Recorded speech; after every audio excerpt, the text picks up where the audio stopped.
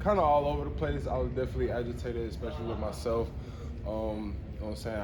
Like the situation that we were in, but understanding that like I can't go out and give that negative response for my teammates as well. You know what I'm saying? I have to have a positive response to everything.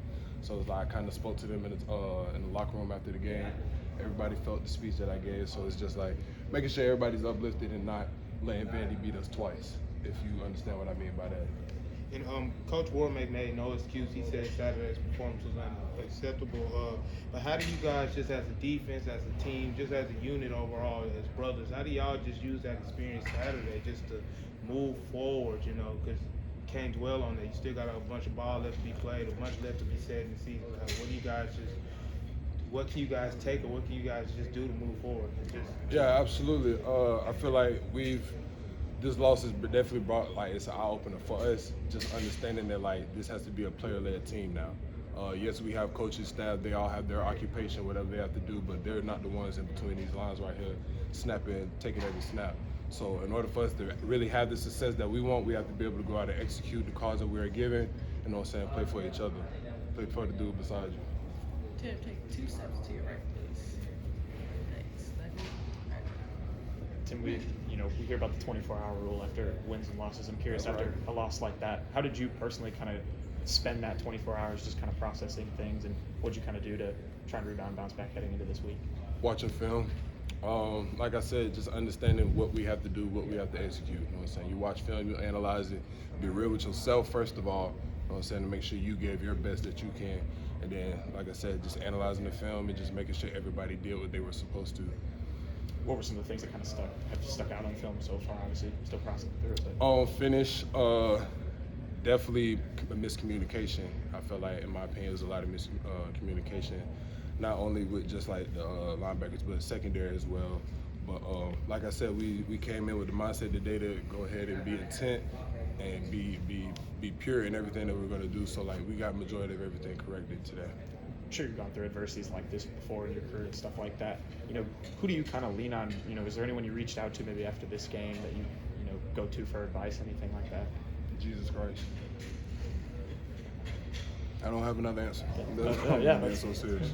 Tim, this is my last question on the Vanderbilt game, but I know they'd had a bye week before, and plus there are different kinds of offense that you're facing, you won't face again probably this year. Right.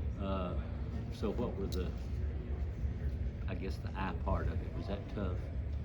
The eye part keeping your eyes where they needed to be. Yeah, absolutely. And I feel like that's just with every position, you know what I'm saying, making sure like that goes back to us executing the calls, you know what I'm saying, making sure we understand exactly what we have to do. Everybody is aware that when they play Alabama, they're gonna bring their best. We may not see the same things that we've seen all week on film.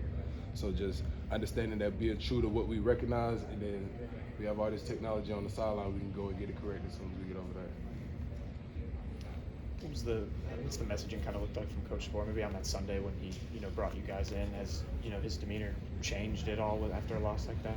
I'd like to say yeah, his demeanor definitely has changed. You know what I'm saying? He's more like, y'all have seen and spoken to the boy. He's a nice dude, you know what I'm saying? But I feel like since everything's been going on, he kind of done buckled down in these past few days, and I love it. I'm here for it, you know what I'm saying? But it's just interesting to see him kind of breaking that shell, understanding that like where he's at now, and like we're gonna go ahead and get everything we wanted to accomplish. What was his message today at practice before you guys started things out?